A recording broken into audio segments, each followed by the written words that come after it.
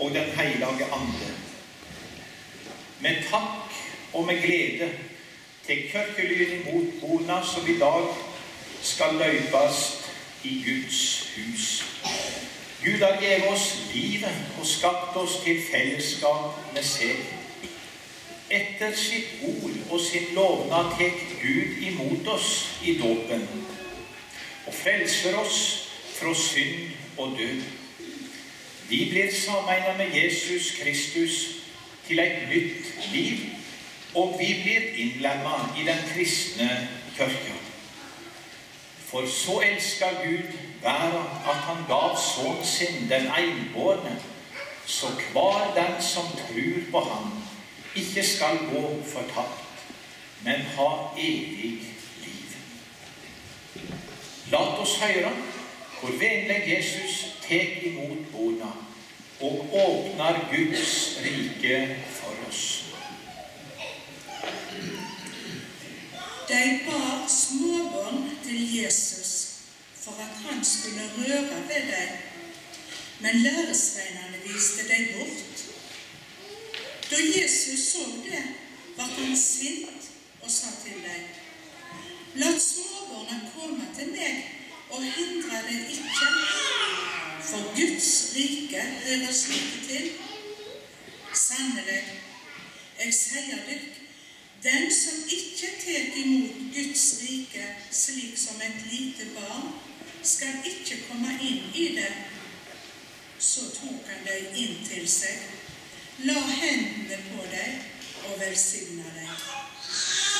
La oss takke og be. Miskunnsomme Gud, vi takker deg for livsens store under, og for bona som skal løypast i dag. Takk for at du i dåpen gir oss en heim i din kirke på jorda. La deg få være i din omsorg, og gi deg framtid og bon. Gud, hør vår bønn. Amen. La oss høre vår Herre Jesu Kristi ord om dåpen og trua. Jeg har fått all makt i himmelen og på jorda. Gå derfor ut og gjør alle folkeslag til læresveiner. Døyp deg i navnet åt Faderen og Sønnen og Den hellige ande, og lær deg å holde alt det som jeg har bådet. Og sjå, jeg er med deg alle dager, så lenge verden står. La oss sammen vedkjennast forsakinga og trua som vi døyper bona våre inn. Vi hører den krossfeste og oppstadende Jesus Kristus til og tru på ham.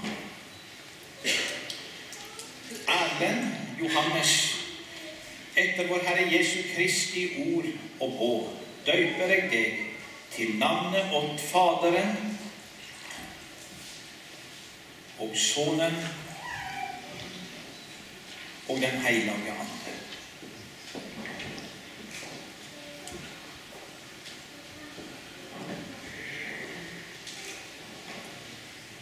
Den allmektige Gud har nå gitt deg sin hellige ande, gjort deg til sitt barn og teke deg inn i sin truende kirke.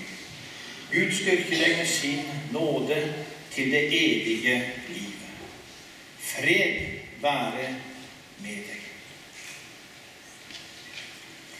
Og denne gutten her, det er Erlend Johannes, døypt inn i Jesu Kristi kirke og Bremnes kirke. Så er ljosgloben vår tent. Jesus sier om seg selv at jeg er lyset i verden. Den som følger meg skal ikke vandre i mørket, men ha livsens lys. For å understreke denne lovnaden for disse små, fra Jesus til disse små, vil vi tenne et lys for hver av dåpsbona våre.